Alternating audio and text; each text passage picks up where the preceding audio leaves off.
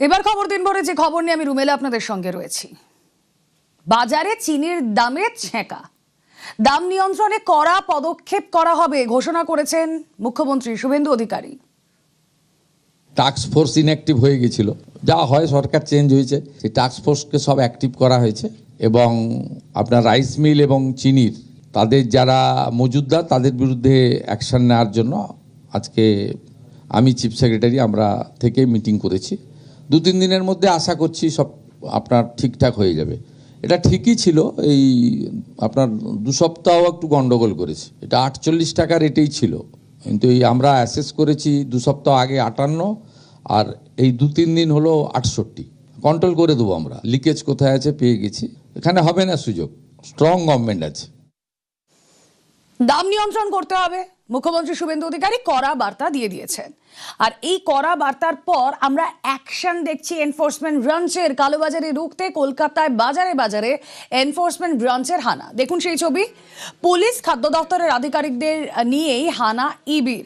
কালোবাজারি মজুদদারি ঠেকাতে অভিযান, দুটো ছবি আপনাদের দেখাচ্ছি। মুখ্যমন্ত্রীর কড়া বার্তার পরে কিভাবে অ্যাকশন, এক হচ্ছে যদুবাবুর বাজার, এক হচ্ছে কোলে মার্কেট, শিয়ালদা কোলে মার্কেট, সেখানেও আমরা দেখছি এনফোর্সমেন্ট ব্রাঞ্চ তারা পৌঁছে গিয়েছেন। অন্যদিকে যদুবাবুর বাজার, সেই যদুবাবুর বাজারেও আমরা দেখছি কালোবাজারি রুখতে অভিযান চলছে।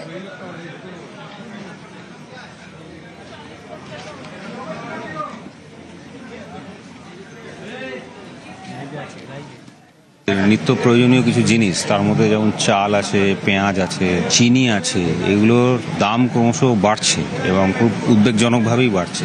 রাজ্যের ক্রেতা সুরক্ষা দপ্তর, food and civil supplies, the corporation, police এবং আমাদের কৃষি বিপণন সংস্থা যৌথ অভিযান আমরা করছি বিভিন্ন জায়গাতে। দেখছি কোনো অসাধু ব্যবসায়ী কোনো রকমভাবে ইলিগাল হোর্ডিং করেছে কিনা বা করেছে কিনা, যদি আমরা পাই তার বিরুদ্ধে আমরা ব্যবস্থা নেব।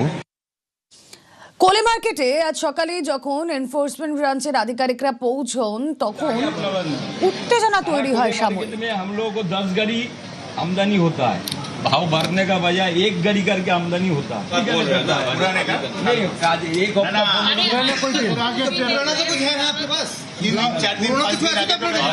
আমি এখন খুচরো বিক্রি করছি দাদা, এত দাম তো বাজারে, আমি গাড়ি মাগাতে পারছি না। এক গাড়ির দাম এখন 1500-16,000।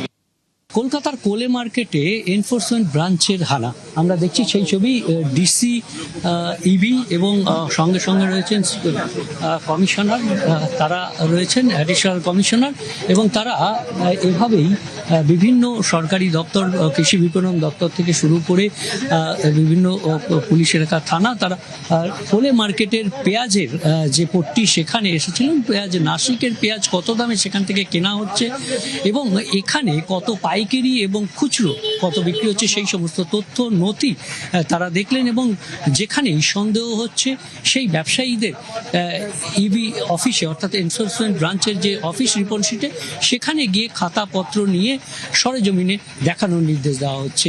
এভাবেই বাজারে বাজারে ইবির হানা, কালোবাজারি রুখতে এনফোর্সমেন্ট ব্রাঞ্চ শহরের বাজারে।